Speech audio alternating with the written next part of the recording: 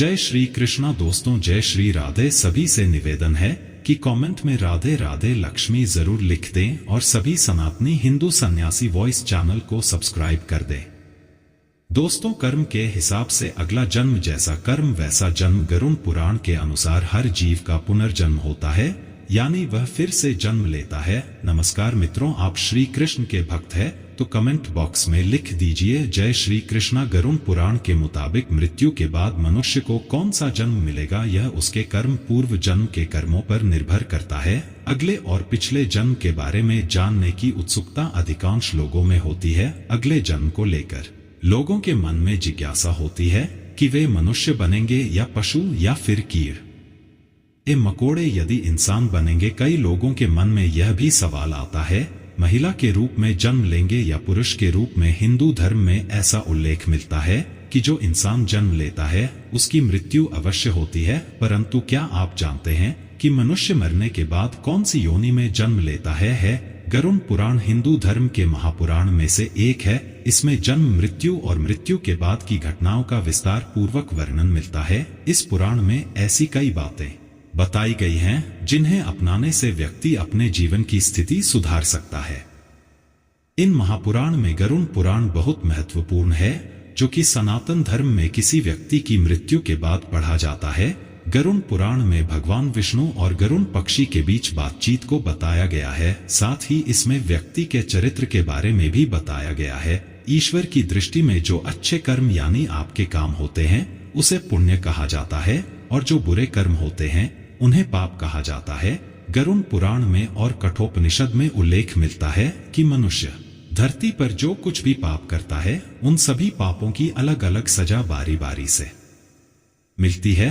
गरुड़ पुराण के अनुसार जो व्यक्ति अच्छे कर्म करता है उसे स्वर्ग में जगह मिलती है, वहीं बुरे कर्मों के लिए नर्क का सामना करना पड़ता है। आज हम आपको इसी के बारे में बताने जा रहे हैं।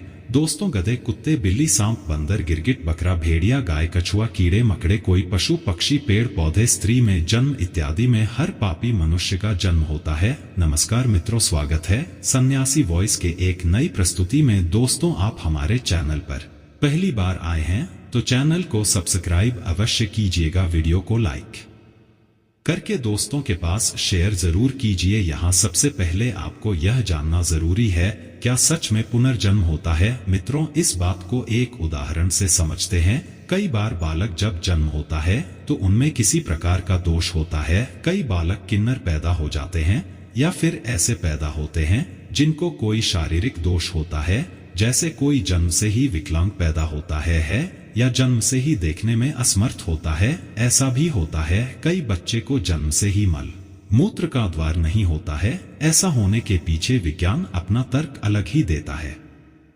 पर हम शास्त्र के अनुसार बताएंगे इस जीवन में बच्चे को उसके पिछले जन्म के कर्मों के आधार पर कष्ट भोगना तय होता है, इसलिए शारीरिक असमर्थता पैदा होने के साथ ही आती है।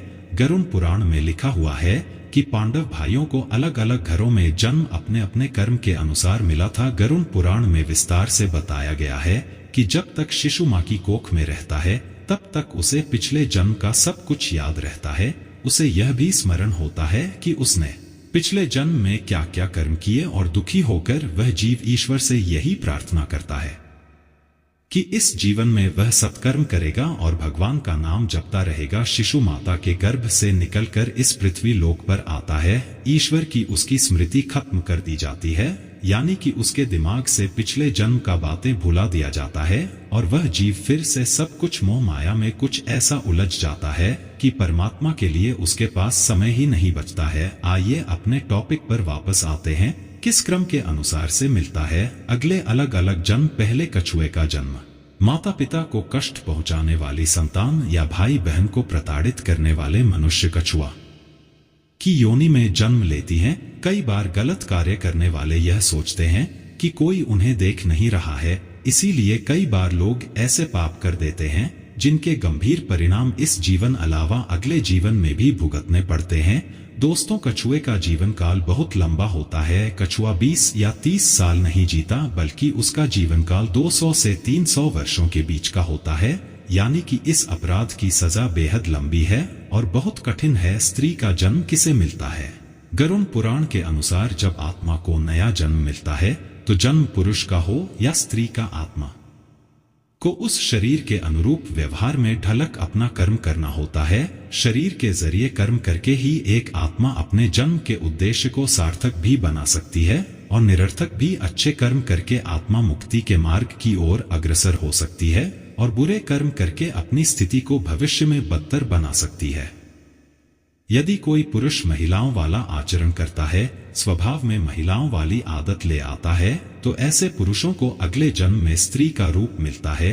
बंदर की योनि इस जन्म में मनुष्य योनि मिलने का अर्थ यह नहीं है कि अगला जन्म भी इसी योनि में मिलेगा, क्योंकि जीवन मरण और अगला जन्म सब कुछ कर्मों के आधार पर ही तय होता है। व्यक्ति जन्म लेता है जो अपने मालिक का विश्वसनीय होकर अपने मालिक का विश्वास तोड़ देता है, जिसका सामान्य जीवन काल 20 वर्ष का होता है। दोस्तों, धर्म ग्रंथों में इसके पीछे का कारण कर्म फल दोष बताया गया है। गरुड़ पुराण में मनुष्य के हर कर्म का लेखा जोखा दिया गया है, जो कि केवल उसके पाप पुण्य का निर्धारण करते हैं, बल्कि मरने के बाद मिलने वाली सजा और अगले जन्म की योनि के बारे में भी बताते हैं। जो व्यक्ति लूटपाट, जानवरों का सताना और शिकार करके अपने परिवार का पालन पोषण करता है, उसे अगले जन्म में किसी कसाई के हाथों में प्राप्त होती है, यानी वह जानवर का जन्म लेता है। गरुड़ पुराण के मुताबिक जो व्यक्ति मृत्यु के समय भगवान का नाम लेता है तो भगवान उसकी मुक्ति का मार्ग खोल देते हैं।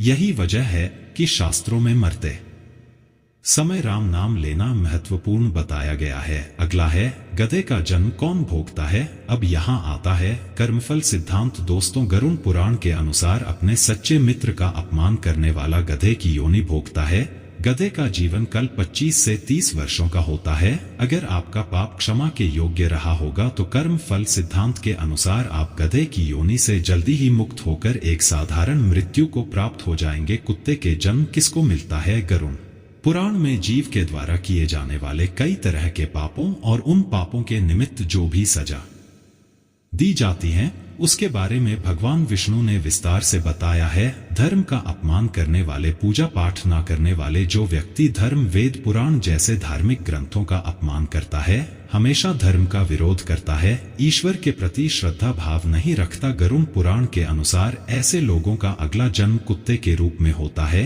कीड़े मकोड़े की योनि दूसरों की निंदा करने वाला, बुरा बर्ताव करने वाला कीड़े मकोड़े के रूप में ही जन्म लेता है।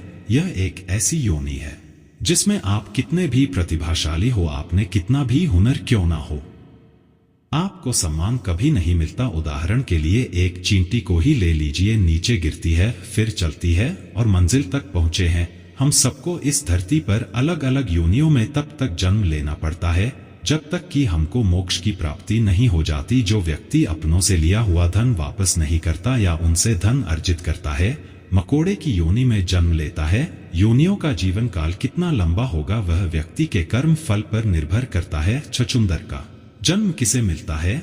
जो व्यक्ति किसी चीज को चोरी करता है वह तोता बनता है। वही सुगंधित पदार्थ की चोरी करने वाला व्यक्ति छछूंदर के रूप में जन्म लेता है। किंतु यदि अपराध चोरी से बड़ा हो तो और भी कष्टदायक होती है। किन लोगों का होता है। उल्लू में पुनर्जन्म। अपनी चालाकी के चलते जो लोग दूसरों को मूर्ख बनाकर ठगी करते हैं और उनका लाभ उठा लेते हैं या काम निकलवा लेते हैं, ऐसे लोगों को मृत्यु के बाद नरक में स्थान मिलता है। साथ ही ऐसे लोग अगले जन्म में उल्लू के रूप में जन्म लेते हैं।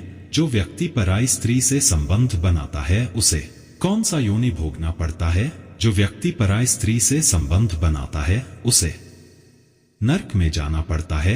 गरुड़ पुराण के अनुसार ऐसे पुरुष को वहां उसे कई कष्ट भोगने पड़ते हैं और इसके बाद उसे अलग अलग योनियों में एक के बाद एक कई जन्म लेने पड़ते हैं। वह सबसे पहले भेड़िया बनता है, फिर एक कुत्ते के रूप में जन्म लेता है, उसके बाद सियार, फिर गिद्ध, फिर शाम, फिर कौवा और अंत में बगुला बनता है। इन सब योनियों के कष्ट उसे फिर से मनुष्य करने की प्राप्ति होती है। ऐसी शादीशुदा महिला जो किसी गैर मर्द के साथ संबंध बनाती है उसे नरक की यातनाएं भोगनी पड़ती है और ऐसी महिला अगले जन्म में छिपकली, सांप या फिर चमगादड़ के रूप में जन्म लेती हैं। लेकिन जो व्यक्ति किसी स्त्री के साथ जबरदस्ती संबंध बनाता है उसे तो नरक भोगने और कई योनियों में जन्म लेने के बाद मनुष्य योनि में किन्नर के रूप में जन्म मिलता है। फिजूल के गाली गलौज करने वाले को कौन सा योनि मिलता है? दोस्तों, माना जाता है कि कंठ में मां सरस्वती वास करती हैं, इसलिए जिन लोगों की वाणी में मधुरता नहीं होती और जो दूसरों को बुरा भला कहते हैं या हमेशा गाली गलौज करते हैं, गरुड़ पुराण के अनुसार उनका अगले जन्म बकरे के रूप में होता है। जो मनुष्य स्त्री की हत्या कर भपात या गाय की हत्या करता है वह अगले जन्म में मूर्ख और कुबड़ बनकर जन्म लेता है। गरुड़ पुराण के मुताबिक जो व्यक्ति मृत्यु के समय भगवान का नाम लेता है तो भगवान उस व्यक्ति के लिए मुक्ति का मार्ग खोल देते हैं।